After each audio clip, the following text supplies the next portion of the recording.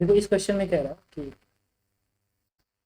a force acting on a particle is given by this equation where alpha is constant and beta is the constant vector of magnitude beta and p is the linear momentum of the particles. Then the dimension of alpha beta is itna. There are force acting on a particle is given by itna.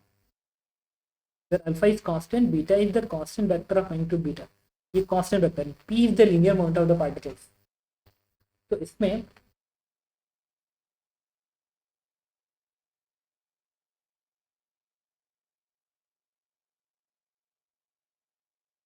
ये beta एक constant vector है. अपने मन से ना actually रिडो में ऐसे ही question एक है. इसमें क्या है कि एक अपना कांस्टेंट वेक्टर तुम ऐसे बना लो, हॉरिजॉन्टल दिखा दो बीटा, और किसी टाइम पे पार्टिकल मान लो यहाँ पे, उसकी वेलोसिटी इस डायरेक्शन में, मोमेंटम पी भी इसी डायरेक्शन में होगा. क्या इस पार्टिकल पे जो फोर्स है इस फॉर्मूले को गवर्न कर रहा है, इस फॉर्मूले को, बीटा क्रॉस पी. तो इसका डायरेक्शन किधर है? बीटा की तरफ फिंगर करो और बी की तरफ घुमाओ, बीटा क्रॉस बी. हम मेरे तरफ आ रहा है, मेरे तरफ, बीटा क्रॉस पी मेरे तरफ आ रहा है. तो जो फोर्स होगा वो हर हाल में इसके परपेंडिकुलर लगेगा, सरफेस के फोर्स की डायरेक्शन. तो force is always perpendicular to velocity. बात समझ में आया? Force is always perpendicular to velocity. सही है ना? क्योंकि फोर्स में लिख रहा हूँ alpha into beta vector cross M भी, क्रॉस भी वेक्टर बनेगा और एम का बाहर. F is proportional to beta as well as B. The dimension of alpha beta is, alpha and beta का डायमेंशन ये निकल आएगा ना. अल्फा बीटा का डायमेंशन निकालना है तो ऐसे ही आ जाएगा. देखो एफ का डायमेंशन क्या होगा? एम एल टी का पावर -2.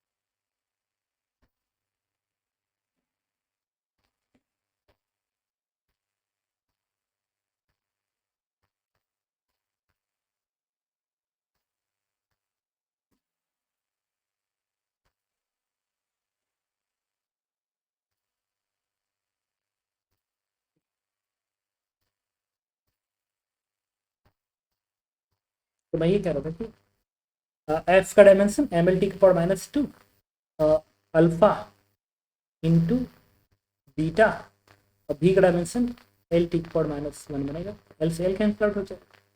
ये बनेगा क्या? एम टी का पावर -2 और ये लगेगा dimension of beta is this one. ये भी तो सही है.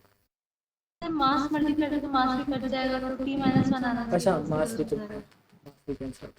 ठीक है तो ये नहीं होगा. डायमेंशन सिर्फ टी का power -1. The component of P along B is constant. Component of P along B is constant. इसके अलावा the component of P along B is constant.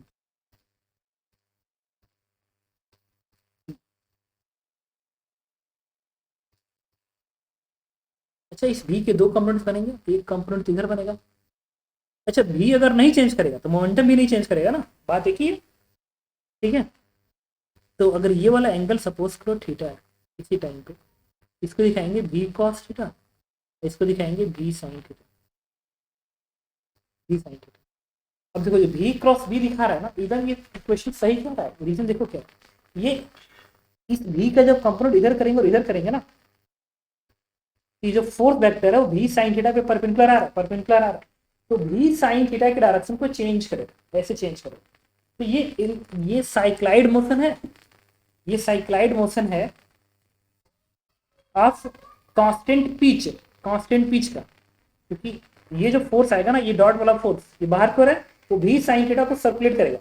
देखो कैसे, ये जो फोर्स वेक्टर आ रहा है, अगर मान लो ये नहीं होता, सपोज करो भी कॉस थीटा होता ही नहीं, भी कॉस थीटा 0 होता, अगर ये 0 होता, अगर ये 0 होता तो जो फोर्स आता है ना वो एग्जैक्टली इसी के बराबर आता, इसी के बराबर एफ बराबर आता एम अल्फा बी भी साइन थीटा, यही बनता.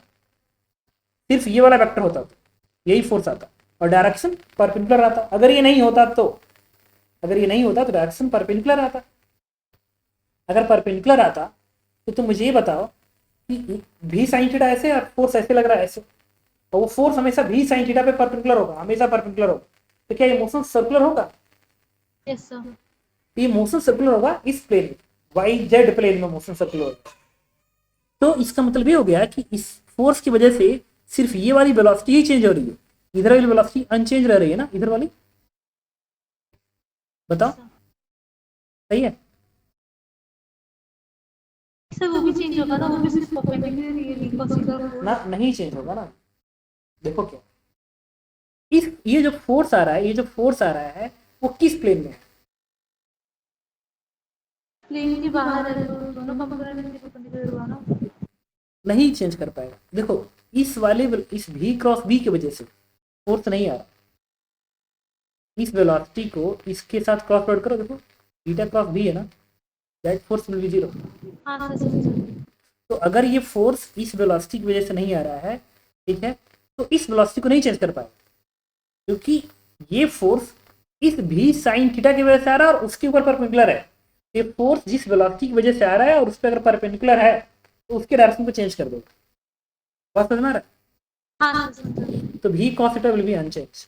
इसका मतलब the component of p along the beta is constant। एकदम सही कह रहा है।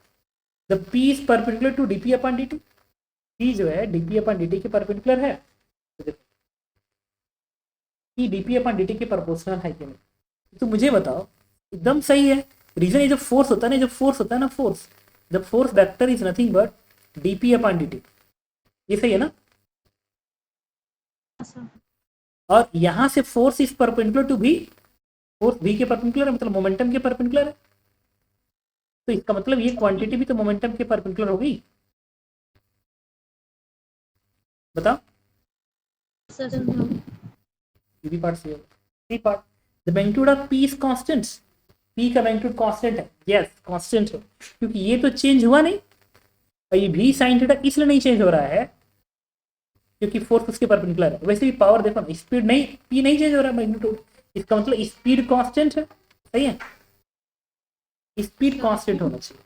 और वर्क डन देखो, पावर निकाल लो, पावर का फॉर्मूला क्या होता है, that is F dot V, और एफ और वी परपेंडिकुलर है ना, एफ और वी परपेंडिकुलर है, तो वैल्यू जीरो हो गई, यस सर।